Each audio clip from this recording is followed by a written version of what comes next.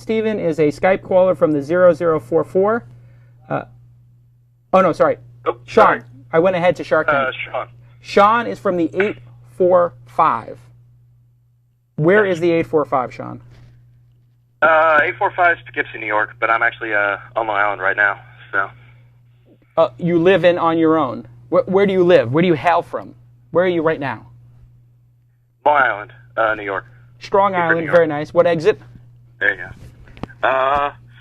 Don't actually know. South end of the Seaford Oyster Bay. I'm on the South Shore, so I don't go up to LIU too much. Okay. So you're in New York, and you have a question for us. You have Andy. Is this your first company? Second company. Second company. So you've been around the block. A little bit. You know a little bit about entrepreneurship. You've been through the TechStars program, which I want to hear all about. We're going to get into the interview segment. So you got two pretty solid entrepreneurs here. Plus you've got Tyler's wonderful and delightful insights. What is your question, Sean? Awesome. Yeah. So my question is basically I basically have a side project I'm looking at turning into a side business that I mentioned maybe. So it becomes full-time. And as part of both planning for that and eventually looking at maybe getting investment for it, I know usually it's a good idea to get an idea of the market, the size of the market you're going into. But I'm not really sure how one goes about doing that research and coming up with that kind of estimate. So my question is, how do you go about doing that? Right. This is a great question. To summarize your question, you are you're an entrepreneur with a side project that's getting momentum. You want to blow it out.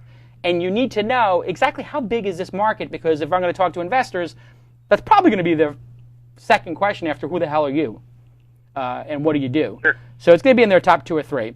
The best thing to just say is like $100 billion and then just move on and lie. No, it's not. But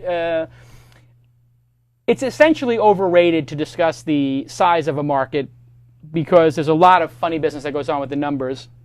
However, some investors like to know it. They like to know that you did at least some research on the market.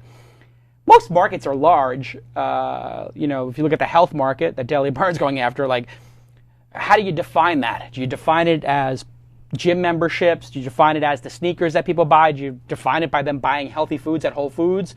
Do you include vitamins in that? I mean, depending on what you include, everything is like a multi-billion-dollar market. And then everybody always uses, I got to capture 1% of it. And it's like, well, Daily Burn has nothing to do with vitamins.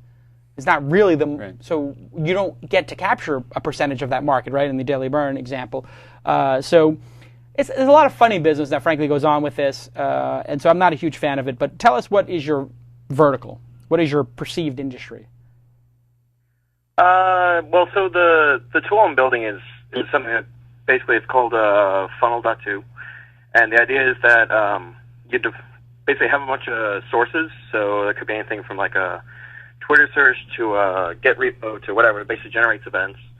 You then can filter and process those events and then pump them out into various outputs. So like a chat room or email, phone call, text message, so on.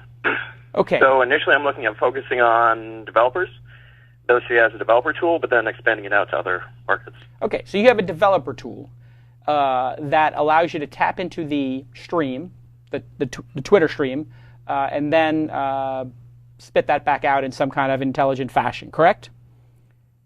Sure. Okay, that exists in a company called GINP. Is that GINP? The company that's actually out of Boulder in TechStars. Right. Is it GINP? Yeah. So you've heard of this company before? No, actually. Okay, so there's a company called GNIP, G-N-I-P. They are out of Boulder. They raised some money. They did a reboot. They've got like 5 employees. They're trying to sell this exact product, which is a toolkit for developers or even for sophisticated individuals to do little searches and say, I would like to know anytime people mention the hashtag twist in real time, and then I want to retweet it to the twist account or whatever, you know. And so these Sure, things... well, I guess just to... Yeah. Just to clarify a little bit. The idea is actually a little bit more general. So taking events from all kinds of sources. So not just Twitter, but like commits to like a Git or SVN repo or things said in a chat room, Okay, so on and so sure. forth. Basically, the idea is to make like bots easily. Right. So looking for this software in previous incarnations is one way to sort of determine the market size.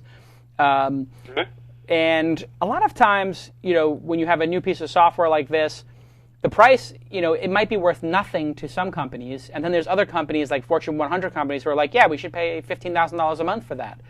So there's very flexible pricing. You look at a company like Chartbeat, which I'm an advisor to. They charge $10 a month or $15 a month or something like that, and then they have custom things that they do for custom websites that cost more. It's very, very variable depending on the client, and so you have to define who you're going to sell the product to in order to develop the market size.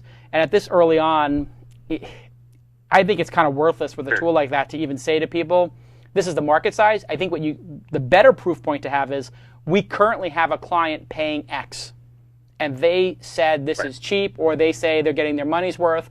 So I've told Chartbeat, charging me $15 a month, I would be willing to, I told them on the phone the other day, I would be willing to spend $300, $400 a month on this for a site like Mahalo, which makes a couple $1 million in revenue, and $300 a month is $3,600 a year. Maybe I would get to $500 a month. I might pay $5,000 a year for it, but I wouldn't have in the first year of Mahalo.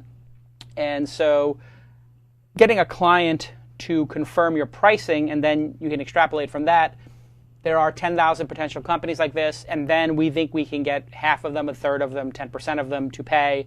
And then there's this other sort of sub-market of smaller people who will pay for a lighter version. Andy, do you even do anything like this? Did you when you made Daily Burn, did you look at, here are 5 other health-related applications and how many copies they've sold? Yeah, I think your solution is good. Typically when we try to estimate the market, we're in such a big market, so I can look at publicly traded companies that have their information showing, diet and weight loss industry, $40 billion in the U.S., and so we can get those macro numbers. I think the more important thing is to get a paying customer, look at your conversion funnels, and kind of try to extrapolate it from the bottom up. That's what I would recommend. Right, so sort of actually look at the real statistics and what people are willing to pay for. So yeah, I think the market size, when you come in with the market size, you kind of look like a BS artist. It's a red flag. You come in, it's $40 billion for this, it's $60 billion for this. It means nothing compared to just one client. Or we put out this food scanning application and sold 30,000 of them. We made $30,000. Because then a VC or an investor can look at that and say, if you sold $30,000 for this vision, which is 10% of your larger vision, if I give you money and you can go 10x the vision and some marketing, you go 50x, now they're going to go, 300 could go 500, $300,000 could become 50 times or 500 times that. This could be a $1.5 million in sales, which almost might probably be exactly what conversations you've had. Right. Does that help? Yeah, absolutely. Awesome. Great, thanks. We'll keep us in the loop, and Scott Simcoe, super fan blogger. We'll get back to you and keep in touch with you, and maybe do a follow-up a couple of months from now on the blog. Awesome. Awesome. Take care. Great. Cheers. Bye.